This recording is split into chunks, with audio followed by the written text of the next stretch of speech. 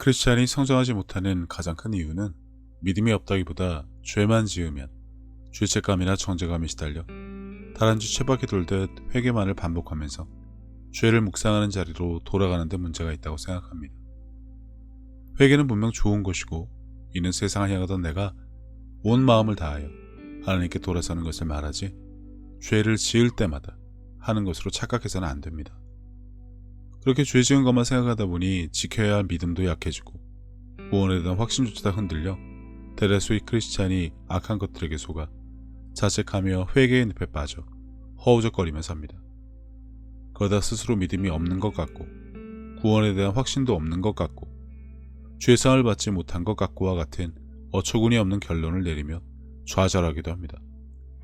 하지만 분명히 알아야 할 것은 아직 믿음이 구원에 대한 확신이 단단해지기 전이니 어쩔 수 없다는 변명을 하게 만드는 것은 악한 것의 속임이고 우리가 그것에 타협을 한 결과로 이미 회개해서 믿음으로 구원을 받고도 하나님을 향한 눈과 마음을 세상으로 돌리려는 속셈이 있으니 결코 속아서는 안 됩니다. 모든 지킬 만한 것 중에 더욱 내 마음을 지키라. 생명의 근원이 이에서 남이니라. 신앙생활은 저절로 무엇이 되는 것이 아니라 내가 정신을 차리고 마땅히 해야 할 일에 최선의 노력을 쏟아 부어야 합니다. 당신의 영은 이미 구원을 받았지만 육신 안에 있는 동안에 죄를 짓는 것은 당연한 일입니다. 그래서 악한 것들은 그러한 자연스러운 현상을 당신이 알고 별것 아니듯 살아가는 대신 당신에게 믿음이 없고 구원받지 못해서 그런 것이라 속여 매일같이 회개만 붙잡게 하므로 당신이 절대로 구원받고 의롭다는 의식을 갖지 못하게 당신을 계속해서 정죄하므로 결국 하나님으로부터 멀어지게 만든다고 생각하면 됩니다. 또 그들의 죄와 그들의 불법을 내가 다시 기억하지 아니하리라 하셨으니 이것들을 사하셨은즉 다시 죄를 위하여 제사 드릴 것이 없느니라. 내가 그들의 불의를 긍휼히 여기고 그들의 죄를 다시 기억하지 아니하리라 하셨느니라. 새 언약이라 말씀하셨으며 첫 것은 낡아지게 하신 것이니 낡아지고 쇠하는 것은 없어져 가는 것이니라. 크리스찬들은 십자가 부활 사건의 의미와 이 말씀에 대한 정확한 지식을 가지고 있어야 합니다. 하지만 모두가 간구하는 사실은 하나님이 우리에게 하신 일을 묵상하고 하나님이 기뻐하시는 믿음을 키우며 그분의 사랑으로 살아 죄와는 무관한 삶을 살아내야 함에도 불구하고 죄만 지으면 회개의 자리로 돌아가 잘못한 것을 입으로 말하는 기도를 통해 그 일을 계속 생각하며 키운다는 것입니다. 사실 죄를 짓는 문제는 오랜 습관이나 버릇이지만 믿음이 없어 그렇다기보다는 각자의 의지 박약 때문에 달라지지 않는 것입니다. 회개는 당연히 중요합니다만 아무 때나 회개만 하는 것의 잘못을 지적하고자 합니다. 다시 말하지만 회개는 세상과 죄에서 돌아서서 이제 하나님만 믿고 바라보며 살겠다는 굳은 결심을 하는 것이고 그 후에 인간으로 아직 죄를 짓는 것은 반성을 하고 용서를 받으면 됩니다. 이미 다하신 죄에 대한 용서를 또 구할 필요 없이 예수 이름으로 잘못에 대한 용서를 받고 내가 잘못을 했구나, 더 이상 하지 말아야지라는 결단과 함께 죄가 아닌 하나님의 말씀에 집중해서 살아내는 삶의 자리로 돌아가면 됩니다. 하지만 만약에 사람이 죄를 의식하고 회개에만 매달려 있으면 다음과 같은 잘못들을 범하게 됩니다. 첫째는 십자가 사건과 무관하게 삽니다. 죄와 사망의 문제가 해결되었으면 이제 죄를 짓더라도 우리의 구주이신 예수님이 이미 그 문제를 해결하신 것을 알고 의롭다는 인식에 더 집중해서 10번 짓던 죄를 5번, 한 번으로 줄여나가는 결단과 노력을 하는 것이 우리의 일이 되어야 합니다. 하나님께서는 이미 죄의 문제를 해결하시고 모두 지우셨습니다. 당신의 죄를 기억조차 하지 않으시겠다는 말씀이 성경에 있는데 왜 당신은 아직도 죄인이라고 엄한 고백을 하며 회개나 하고 있냐는 것이죠. 내가 아직도 왜 이 모양 이 꼴인지 자책이나 하면서 말입니다. 당신의 죄는 이미 사함을 받았습니다. 이것이 분명하지 않고 날마다 반복되는 죄의 문제를 다루지 못하니 회개가 부족한 것으로 착각하는데 구원받아도 육신 안에 살면 죄를 짓고 삽니다. 그러니 오늘 또 죄를 짓고 나쁜 생각을 했다면 그때마다 하나님, 또 죄를 지었습니다. 예수 이름으로 용서를 받습니다 라고 말하며 바로 벗어날 줄 알아야 합니다. 이게 바로 십자가 따로 나 따로 사는 모습입니다. 나를 십자가에 못 박지 않은 결과일 뿐입니다. 이 말은 진짜로 십자가에서 육체의 고행을 경험하라는 것이 아닙니다. 넘치는 한국교회 설교에서는 당신이 죄와 욕심, 정욕을 십자가에 못 박으라고 고함을 지르지만 그게 바가지는 성질일 것이라 생각하는 것도 어이가 없습니다. 그리스도와의 하나됨을 위해 이미 죽은 것으로, 못 박힌 것으로, 해결된 것으로 여기는 의식과 고백의 시간을 갖는 것이 나를 십자가에 매일같이 못 박는 것이고, 십자가 부활 사건을 믿어 무죄 선언을 받았으니 더 이상 죄의 종로로 타지 않겠다는 결단으로 살아가면 충분한 일입니다. 둘째는 믿음이 흔들리게 됩니다. 네가 만일 내 입으로 예수를 주로 시인하며 또 하나님께서 그를 죽은 자 가운데 살리신 것을 내 마음에 믿으면 구원을 받으리라.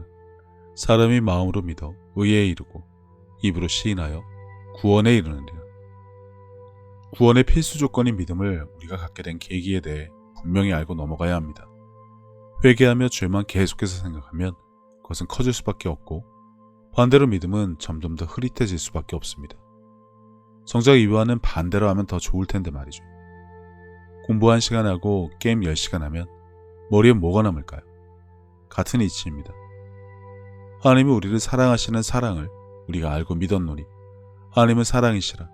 사랑 안에 거하는 자는 하나님 안에 거하고 하나님도 그의 안에 거하시느니라. 우리가 믿음을 갖게 된 이유에 대한 설명을 주시는 구절인데, 하나님의 사랑을 우리가 먼저 알고 믿었다고 하십니다. 그 사랑은 바로 예수님을 통한 십자가 부활 사건의 의미를 알게 되면서 우리를 향한 하나님의 사랑을 알게 된 것인데, 그것을 믿음으로 구원을 받는다는 조건이 분명하게 성경에 기록되어 있습니다. 이것은 결코 흔들리게 방치해서는 안 되는 것입니다. 한편으로는 은혜에 감사할 일이지만 한편으로는 아주 엄중한 경고로 받아야 합니다.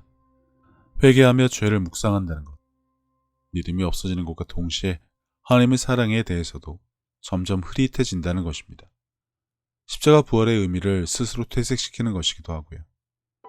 회개와 구원, 거듭남에 대한 올바른 이해가 없어서 생기는 문제이긴 하지만, 회개를 하면 기분이 홀가분해지고 하나님이 더 느껴지는 것 같다는 말, 여전히 오감으로 하나님을 느끼려고 하는 육신적인 종교인이나 할 소리입니다. 그렇게 아무짝에도 쓸모없는 오감과 감정, 느낌에 속아 회개를 하며 믿음이 좋은 것으로 착각을 해서 걸핏하면 회개하며 눈물을 짜내는 기도회나 참석을 하지만 그것이 하나님으로부터 점점 더 멀어지고 있다는 것을 모릅니다. 무슨 일을 할 때 어떤 느낌이 들어 일을 시작했다가 낭패를 겪는 수많은 경험들이 각자 있을 테니 그놈의 느낌에 인생을 맡기는 어리석은 일은 신앙생활을 하며 똑같이 반복해서는 안 됩니다. 하나님이 느껴지지 않는다는 말도 어처구니 없는 무지의 소리일 뿐입니다.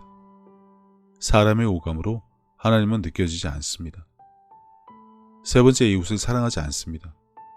하나님의 사랑을 알고 믿고 구원을 받은 다음에도 육신 안에 사는 동안에는 여전히 죄를 지으니 그 정도는 털고 성장해야 하는데, 스스로 덫에 걸려 주저앉아 죄 많은 인생 한탄이 나고 있긴 하지만 정신을 차렸다면 그 다음에 뭘 하면서 성장해야 할까요?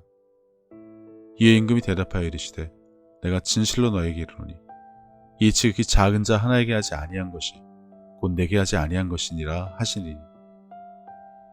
성경에 구약과 신약이 있는 이유는 법이 바뀐 시점이 있기 때문에 옛것과 새것으로 구분을 한 것뿐입니다.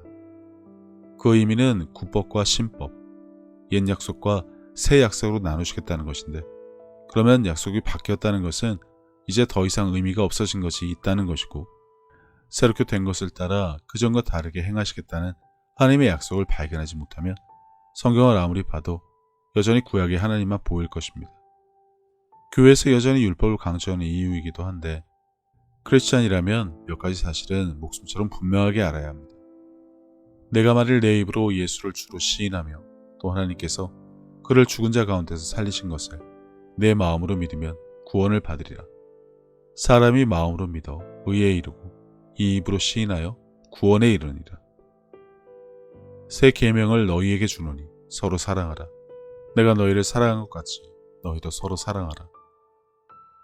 내 마음을 다하고 목숨을 다하고 뜻을 다하고 힘을 다하여 주 너희 하나님을 사랑하라 하신 것이요 둘째는 이것이니 내 이웃을 내 자신과 같이 사랑하라 하신 것이라.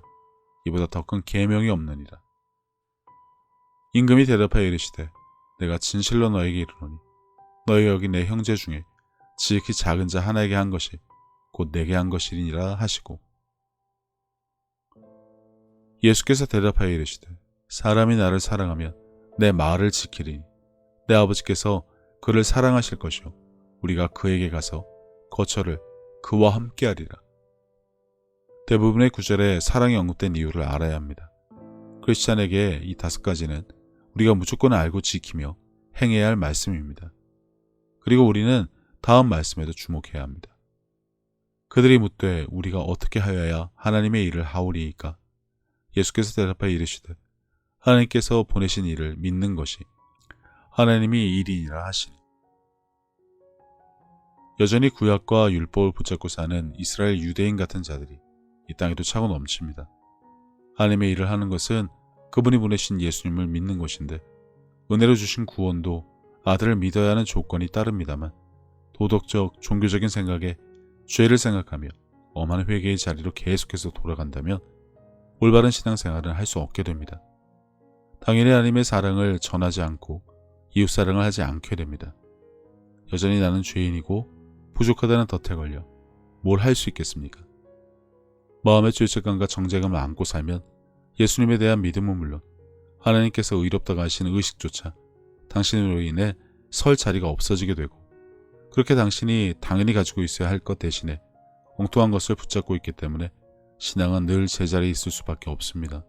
아니, 뒤로 더 물러날 수도 있습니다. 말씀 그대로 우리가 말하는 것은 무척 중요합니다. 그러나 점점 뒤로 가고 의롭다는 의식이 흐릿해지면서 죄만 생각나면 곧바로 회개의 자리로 돌아가 잘못한 모든 것을 생각하고 끌어올려 용서를 구하는 것 자체도 십자가 부활 사건의 의미가 주는 것과 전혀 다른 행동을 하는 건 잘못이지만, 그 회개를 하는 시간 내내 죄와 잘못, 정죄만을 생각하고 용서를 구하며 하지 말아야 할 말만 골라서 하는 더 큰 잘못을 저지른다는 것을 분명하게 알아야 벗어날 수 있습니다. 우리는 마음에 가득한 것을 말하고 말한 것을 가집니다. 올바른 진리의 말씀을 묵상하고 고백하는 대신 전혀 반대의 것을 하며 무엇을 기대하는지 모르겠지만 그나마 있는 것조차 지키지 못하고 잃어버리는 크나큰 잘못을 저지르게 된다는 것입니다. 그러면서 왜 믿음이 없는지, 기도 응답이 없는지, 하나님의 뜻이 무엇인지나 구하면서 하나님이 느껴지지 않는다는 이상한 말이나 하게 됩니다. 불량식품인지 모르고 마구 먹은 결과와도 같은데, 의미를 모르고 무분별하게 하는 회개는 이처럼 진리가 아닌 죄를 묵상하고 말하게 하는 심각한 문제를 통해 말씀, 믿음, 하나님의 사랑 등 올바른 지식과 이해를 가져야 할 모든 것을 흐리멍텅하게 만들 뿐입니다. 무분별하게 하는 회개는 하나님께 다가가는 것이 아니라 스스로 멀어지게 만든다는 인식을 가지고, 죄를 지은 것이 있으면 더 이상 같은 잘못을 반복하지 말고 성장해야겠다는 다짐과 함께 예수 이름으로 용서를 받음으로 죄의식이라는 늪에서 벗어나 속히 앞으로 그리고 위로 올라가기 바랍니다. 가늠한 여인에게 예수님이 하신 말씀은 나도 너를 정죄하지 않을 테니 가서 더 이상 죄를 짓지 말라입니다. 아무도 당신의 죄를 정죄하지 않는데 왜 악한 것에 속아 혼자 난리를 치는지 모르겠지만, 이 모든 사단은 교회와 당신의 회개가 부족한 것이 아니라 말씀에 대한 무지 때문에 생긴 웃지 못할 해프닝일 뿐입니다.